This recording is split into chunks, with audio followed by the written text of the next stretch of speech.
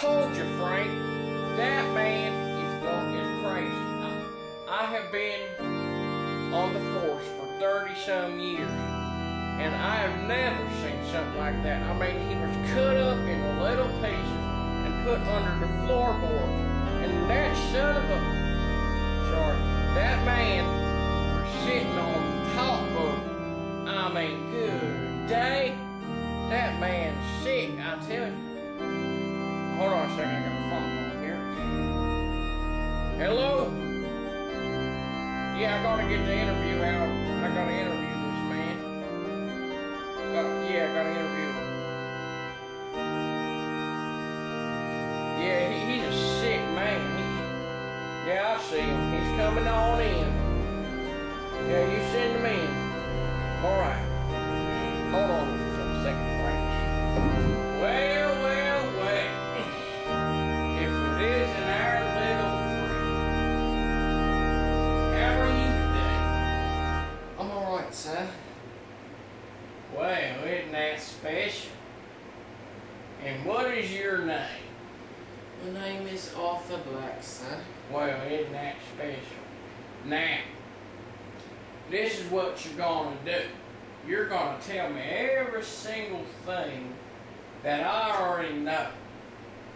And if you tell me the way I see it, you're going to prison. But if you tell me something to piss me off, make me madder than I already is, you are going to fry in a fiery depths of hell. Because you are one sick, sorry sack of shit. Alright? And if you think you can come down here to West Virginia from your uppity Europe or England or wherever the hell you're from and think you can get away with killing people, we don't take kindly to killing people. Alright? I was in the war and I had to kill people to take our country from people like you. So if you think you're going to come in here and take advantage of it, well, you're wrong, boy. So you're going to tell me every single thing that you heard and you did and you thought. And if I think it's worthy to let you go, I just not do it. But I don't think it's going to happen. Alright, boy? So you get to step and talk.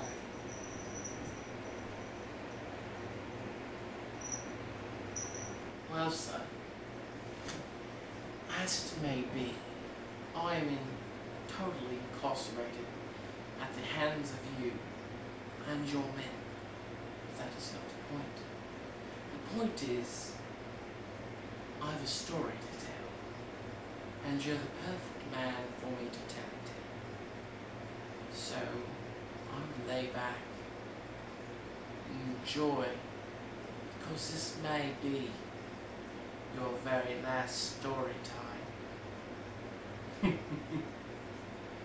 And you, hold on tight, because it's going to get a bit bumpy.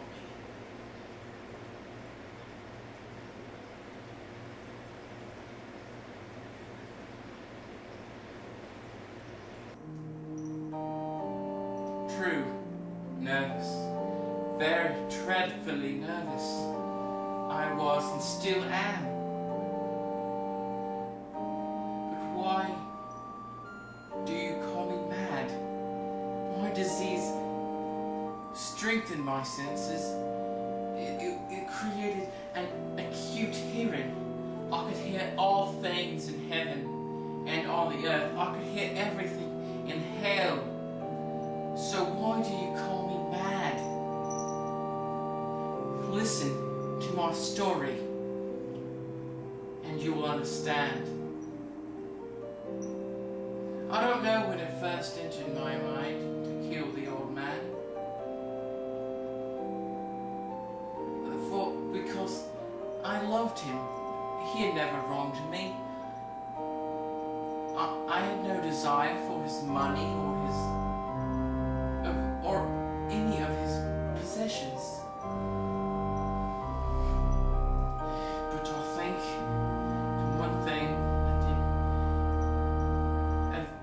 eventually, slowly, lead me to the ultimate situation of his death. Is his eye. His eye. A dreadful, dreadful sight. His eye was that of a vulture. Pale blue eye with film over it. Every time I saw it, my blood ran cold. Oh, just all over me. I just couldn't stay warm and happy. But then, slowly, cautiously, the idea entered my mind. I would kill him and rid myself of that eye forever. This is the point. You fancy me mad? Madmen know nothing, but you should have seen me. You should have seen how wisely I proceeded, with what caution, with what foresight, with what dissimulation I went to work. I was never kinder to the old man than during the whole week before I killed him. And every night, about midnight, I turned the latch of his door and opened it. Oh, so gently. And then, when I had made an opening sufficient for my head, I put in a dark lantern, all closed, so that no light shone out. And then I thrust in my head. Oh, you would have laughed to see how cunningly I thrust it in. I moved it slowly, very, very slowly, so that I might not disturb the old man's sleep. It took me an hour to place my whole head within the opening so far that I could see him as he lay upon his bed. Ha! Would a madman have been so wise as this?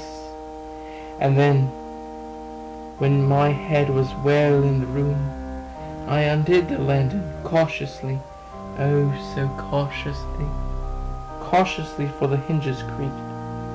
I undid it just so much that a single thin ray fell upon that vulture eye. And this I did for several long nights, every night, just at midnight. But I found the eye always closed, and so it was impossible to do the work. For it was not the old man that vexed me, but his evil eye. And every morning the day broke, I went boldly into the chamber and spoke courageously to him, calling him by name in a haughty tone, and inquiring how he had passed the night. So you see, he would have been a very profound old man, indeed, to suspect that every night, just at 12, I looked in upon him while he slept.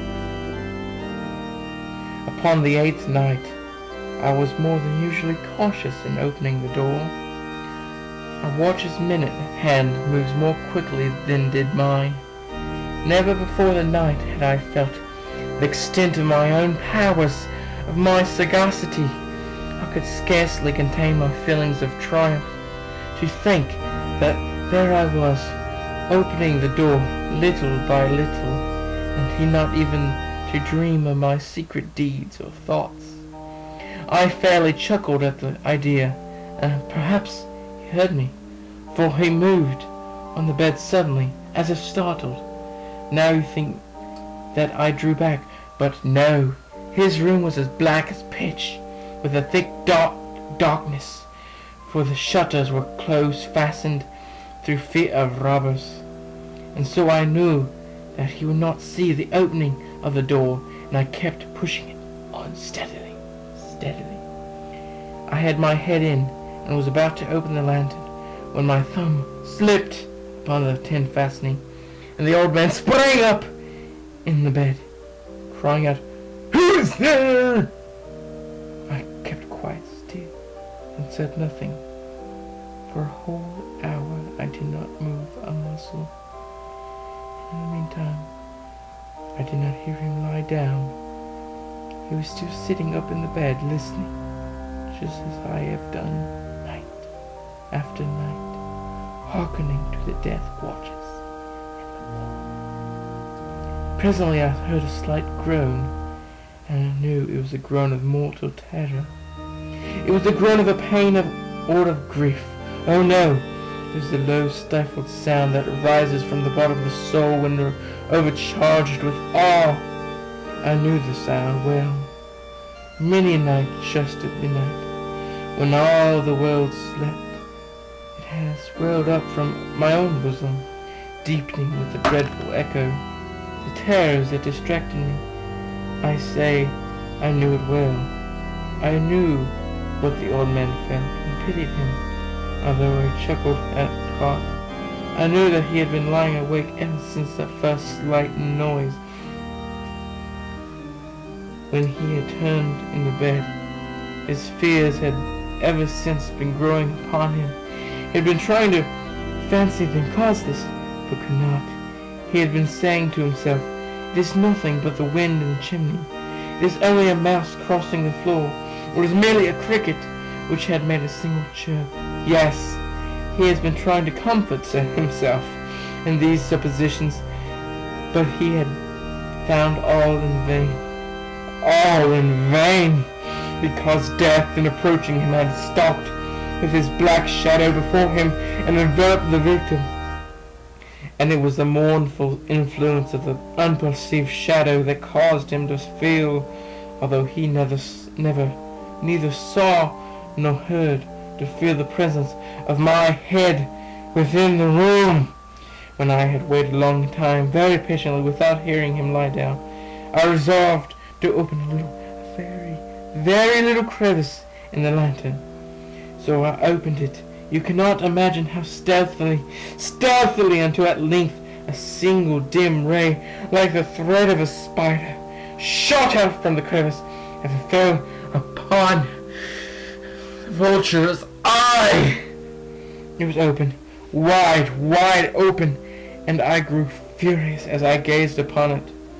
I saw it was with perfect distinctness, all a dull blur, with a hideous veil over it that chilled the very marrow in my bones, but I could see nothing else of the old man's face or person, for I had directed the ray, as if by instinct, precisely upon the damned spot. And now, have I not told you that what you mistake for madness has been over-acuteness of the senses? Now, I say, it came to my ears, low, dull, quick sound, such as a watch makes when enveloped in cotton.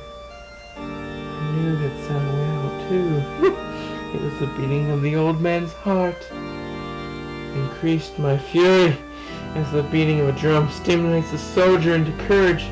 But even yet, my frame still, I scarcely breathed. I held the lantern motionless. I tried how steadily I could maintain the ray upon the eye. Meantime, the hellish tattoo of the heart increased. It grew quicker and quicker and louder every instant. The old man's terror must have been extreme. It grew louder, I say, louder every moment. Do you mark me well? I have told you that I am nervous. So I am. And now, at the dead hour of the night, amid the dreadful silence of the old house, so strange a noise has excited me to uncontrollable terror. Yet, for some minutes longer, I refrained and stood still. But the beating grew louder. I thought the heart must burst, and now a new anxiety seized me. The sound would be heard by a neighbor. The old man's hour had come. With a loud yell, I threw open the lantern and leaped into the room. He shrieked once only. In an instant, I dragged him to the floor and pulled the heavy bed over him. I smiled gaily to find the deed so far done, but for many minutes the heart beat on with a muffled sound. This, however, did not vex me. It would not be heard through the wall. At length it ceased. The old man was dead. I removed the bed and examined the corpse. Yes, he was stone dead. I placed my hand upon the heart and held it there many minutes. There was no pulsation. He was stone dead. His eyes would trouble me no more. If still you think me mad, you still think you will think so no longer when I describe the wise precautions I took for the concealment of the body. The night waned and I worked hastily but in silence. First of all, I dismembered the corpse. I cut off the head and the arms and legs. I then took up 3 planks from the flooring of the chamber and deposited all between the scantlings. I then placed the board so cleverly, so cunningly, that no human eye, nor even his, could have detected anything wrong. There was nothing to wash out, no stain of any kind, no blood spot whatever. I had been too wary for that. A tub had caught it all. See, sir, by the time I was done, it was 4 o'clock in the morning, and still as dark as night. So, I was getting myself ready for bed. Then all of a sudden, I heard a knocking at my door. I went down there and checked at the door, because what had I to fear? And it was your 3 men. They came up to me and said that a person, a neighbour perhaps, had heard her screaming in the night. I told them that it was me from a nightmare. Then I also told them that the old man had gone away into the country for the week. This, apparently, was good enough for the man, for your men. So, what did I do? I took them on a tour of the house. I showed them all over. I took them to the bathroom. I took them to just all over the house. And this too pleased your men. I then took them into the bedroom where I buried the man. I gave them a chair and some drinks. And then I put a chair of my own right over the very spot where I buried the old man. So we talked and talked, merrily and happy amongst each other, and everything was going perfectly.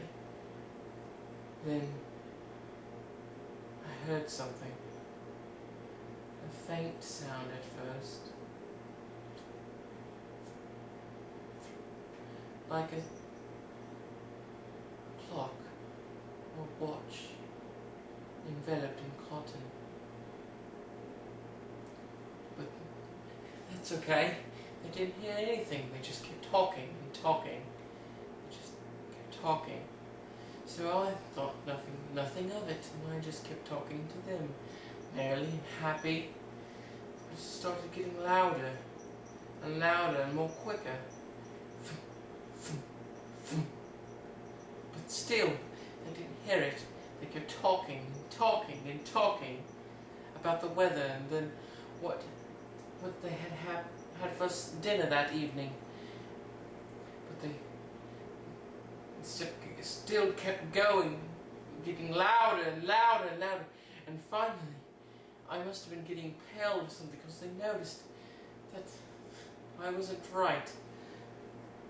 Then I fancied it ringing in my ear.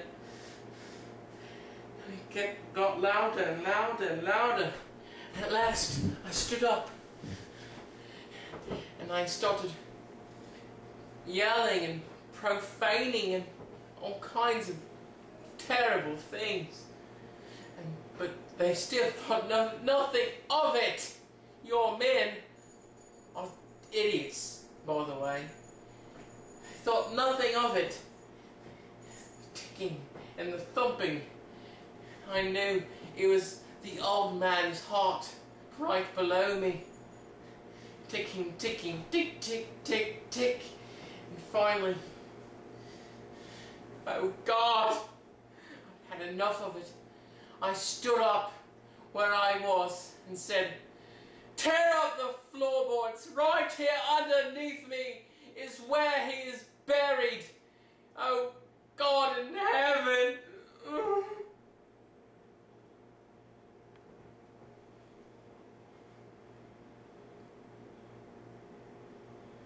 And you, sir, Mr. Deputy Sheriff, you fancy me mad. I've given you my story. Now, it's up to you to tell me what happens in the end. Should I kill him and go away and get away with it? Or should I go to prison and rot for eternity? It's up to you.